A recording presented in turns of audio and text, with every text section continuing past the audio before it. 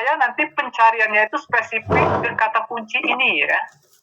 Kalau tidak kita kunci dengan kata kutip, ada kemungkinan nanti paper-paper yang ditemukan bisa saja dia hanya memuat kata akademik ya, atau memuat kata resiliensinya ini, gitu. Jadi harus dikunci menggunakan tanda kutip ya. Jadi strateginya seperti itu nanti supaya hasil pencariannya itu lebih akurat ya, seperti itu.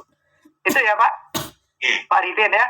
Kemudian yang pertanyaan pertama tadi terkait dengan apa sih penggunaan author ya, title word. Nah, sebenarnya mirip-mirip ya Pak dengan keyword tadi. Hanya saja kalau di title word ini dia akan mencari berdasarkan judul ya. Misalnya kalau artikel itu ada nggak nanti memuat kata akademik resiliensi ya. Kalau di meskipun misalnya gini, artikel tersebut topiknya tentang akademik resiliensi ya, tetapi di judulnya kata akademik resiliensi itu tidak dimunculkan ya. Nah bisa jadi dia tidak akan terbaca nanti ya di POP. Makanya saya menyarankan kalau mau menyari hasilnya itu lebih akurat nanti gunakanlah yang keyword ya. Karena ya apa yang disajikan di judul itu kan kadang-kadang kan lebih sempit ya dibandingkan dengan keyword yang digunakan oleh si penulis.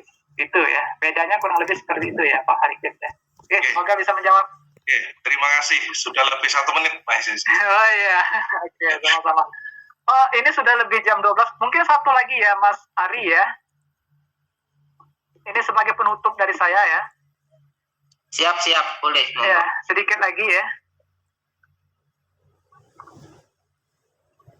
Nah ini Bapak Ibu ya.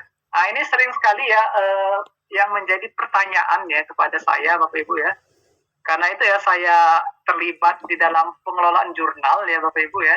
Itu sering kali itu saya itu dikomplain sama penulis ya. Saya ini sudah mengikuti aturan APA ya kan.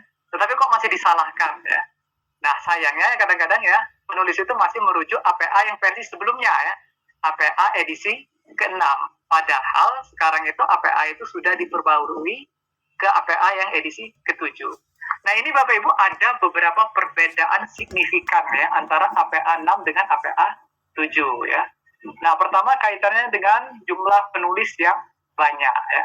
Nah kalau di APA 6 edisi sebelumnya itu kadang-kadang ya, bukan kadang-kadang ya, biasanya untuk penulis yang jumlahnya 3 atau lebih, ketika referensi tersebut kita kutip pertama kali, biasanya penulisnya itu kita tulis lengkap ya. Kemudian di kutipan berikutnya pada referensi tersebut baru menggunakan add all ya. Nah itu di APA 6. Kalau APA 7 tidak ya.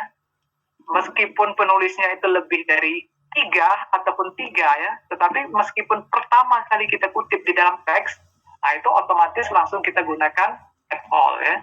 Jadi cukup cantumkan siapa penulis pertamanya, nama belakangnya ya, kemudian gunakan add all ya.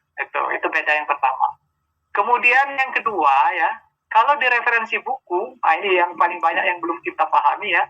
Kalau di APA sebelumnya, APA 6, itu ada tahun terbit, bukan tahun terbit, kota ya, atau tempat penerbitnya ya.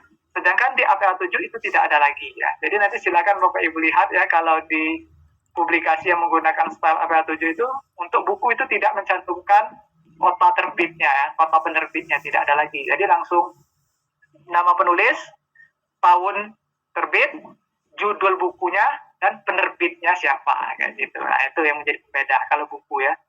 Kemudian ini ya, kalau di APA sebelumnya itu biasanya yang dimasukkan itu kalau jurnal itu hanya nama jurnal dan volumenya ya.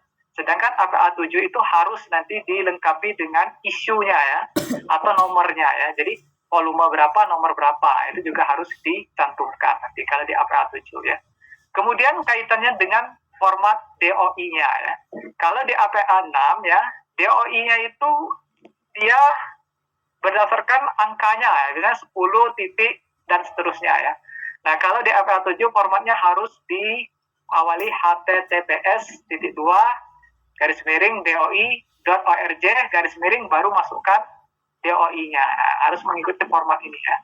Tujuannya itu biar ketika diklik dia langsung nge-link ke web jurnalnya, seperti itu Bapak Ibu ya.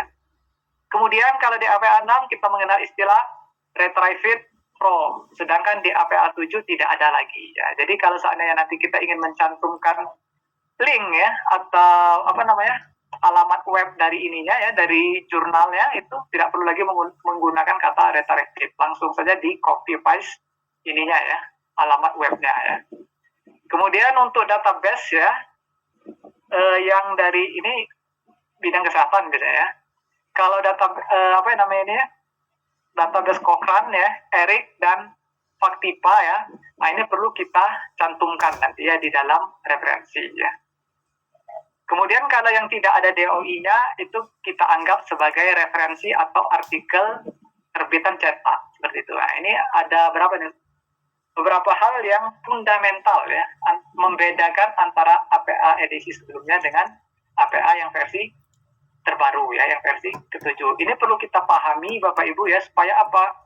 Jangan sampai nanti ya kita ketika menulis artikel ya, kita merasa bahwa yang kita buat ini sudah benar ya, padahal ya sebenarnya yang kita lakukan itu masih mengikuti pola gaya APA yang versi sebelumnya ya. Jadi sekali lagi Bapak Ibu ya, referensi itu memang kesannya sepele, tetapi dampaknya signifikan ya.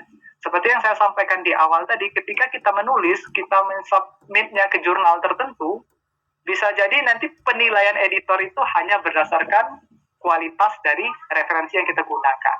Ketika referensinya bagus, ada harapan, ada peluang artikel kita itu akan ditindaklanjuti. Akan tetapi kalau referensinya itu hanya ya kurang memadai ya, hanya berupa buku, itu pun buku Indonesia semua, misalnya jumlahnya juga terbatas, nah itu kecil harapan akan ditindaklanjuti oleh editor ya.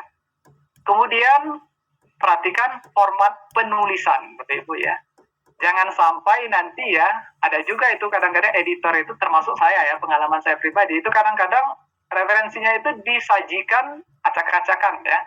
Daftar pustakanya itu masih kadang-kadang ada penulisnya yang nggak lengkap. Judulnya itu kadang-kadang ada yang hilang, ada yang nama jurnalnya nggak lengkap. Nah itu bisa jadi nanti menjadi penyebab ya, editor itu enggan menindaklanjuti artikel yang kita tulis. Jadi sekali lagi Bapak Ibu ya, jangan meremehkan penulisan daftar pustaka ya. Memang disarankan menggunakan tools tadi ya, RMS tadi, salah satunya Mendeley. Akan tetapi pastikan ya, ini yang terus saya tekankan kepada Bapak Ibu, pastikan metadatanya itu dibenarkan, diperbaiki terlebih dahulu, supaya nanti outputnya di artikel yang kita tulis itu juga benar ya, seperti itu. Baik Bapak Ibu ya, demikian ya dari saya ya. Sayang sekali ya waktu kita sangat terbatas. Sebenarnya masih banyak ya hal yang perlu kita diskusikan ya. Tapi seperti yang disampaikan Mas Ari nanti tadi ya, mudah-mudahan ya yang lain-lain itu nanti bisa kita diskusikan di kesempatan berikutnya ya. Terima kasih Bapak Ibu, mohon maaf atas segala kekurangannya. Saya akhiri, wassalamualaikum warahmatullahi wabarakatuh. Saya kembalikan ke Mas Ari. Monggo Mas. Ya.